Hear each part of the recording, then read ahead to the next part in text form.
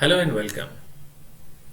आज हम ये जो नए एक्सप्रेशंस और नए वर्ड सीखने की सीरीज में एक बहुत ही कॉमन वर्ड है जिसको हम कहते हैं बट, उसके ऑल्टरनेटिव देखते हैं कि क्या हमारे पास बट के बदले में प्रयोग करने के लिए और अच्छे ऑल्टरनेटिव हैं, अच्छे ऑप्शंस हैं।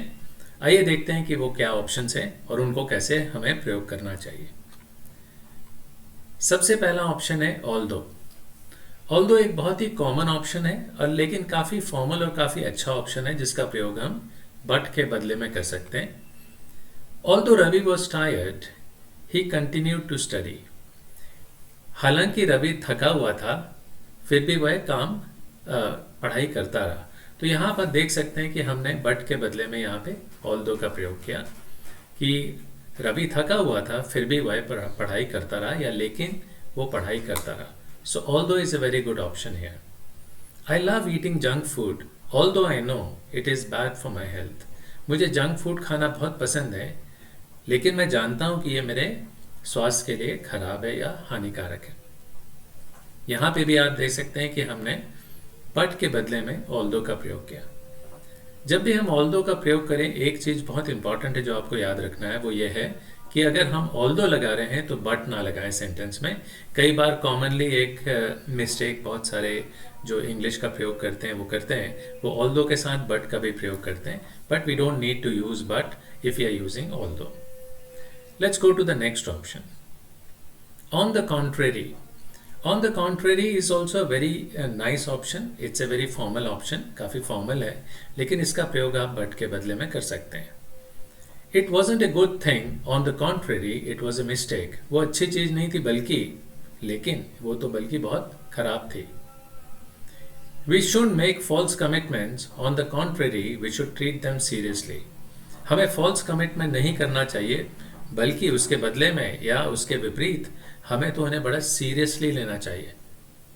तो यहाँ पे भी आप देख सकते हैं कि हमने on the contrary का प्रयोग किया है बट के बदले में। आइए देखते हैं कि हमारे पास और कौन से ऑप्शंस हैं। Nevertheless और nonetheless, these are some very nice expressions which we can use in place of but. The test was very difficult. Nevertheless, Ravi scored good marks. Test तो काफ़ी डिफिकल्ट था फिर भी लेकिन रवि ने अच्छे मार्क्स स्कोर किए। यहाँ पे भी हमने बट के बदले में nevertheless या nonetheless का प्रयोग किया। Anil was very tired. Nevertheless, he kept on working. Anil बहुत थका हुआ था लेकिन वो फिर भी काम करता रहा। तो यहाँ पे भी आप देख सकते हैं कि हमने बट के बदले में nevertheless का प्रयोग किया। आप nevertheless भी लगा सकते हैं या nonetheless भी कर सकते हैं। Both are almost similar. Next option हमारे पास जो है जिसका प्रयोग हम बट के बदले में करते हैं वो है whereas. He loves traveling, whereas his wife prefers to stay at home. उसे ट्रैवल करना या उसे यात्रा करना बहुत अच्छा लगता है लेकिन उसकी पत्नी को घर में रहना अच्छा लगता है। तो यहाँ पे भी आप देख सकते हैं हमने बट के बदले में whereas का प्रयोग किया है। Kunal must be about 50, whereas his wife looks about 30. Kunal करीब 50 के होंगे लेकिन उनकी पत्नी जो है वो 30 की लगती हैं। तो we are using whereas here, लेकिन उनकी पत्नी 30 की लगती हैं। तो आप देख सकते हैं यहाँ पे भी हमने बट के बदले में whereas का प्रयोग किया, which is a better option. Despite that, in spite of, आप इसमें से किसी का भी प्रयोग कर सकते हैं। इसका भी प्रयोग हम इंग्लिश में करते हैं बट के बदले में।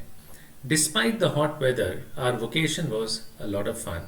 मतलब हमारा भले ही जो वेदर था या जो मौसम था वो काफ़ी गर्म था लेकिन हमारा वेकेशन तो बहुत अच्छे से हुआ। The team lost the final match despite all the hours of practice and training.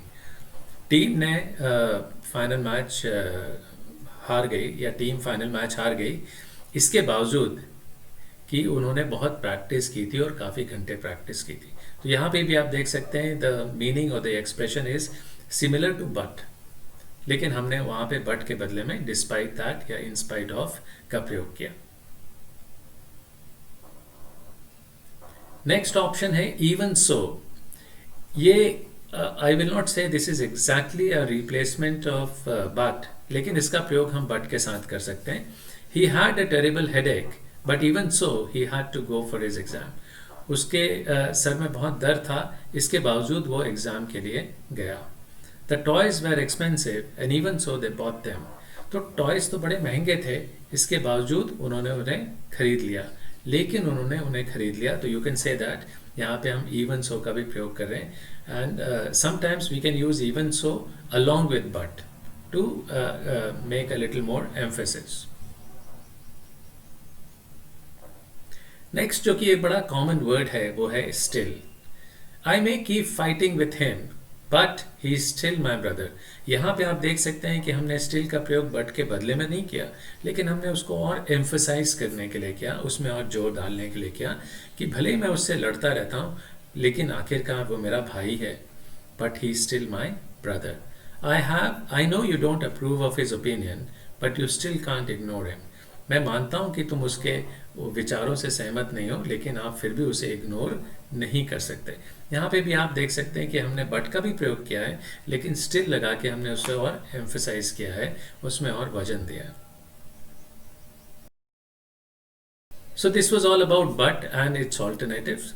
अगर आप IELTS, TOEFL या किसी भी ऐसे इंग्लिश टेस्ट के लिए अपियर हो रहे हैं, तो मेरी एडवाइस आपको ये है कि आप इनमें से कुछ एक्सप्रेशन का प्रयोग कीजिए बट के बदले में, because but is a very common word. लेकिन आप ये एक्सप्रेशंस का जब प्रयोग करेंगे तो you have better chances of scoring better. If you like this video, please like, share and subscribe. Thank you. All the best.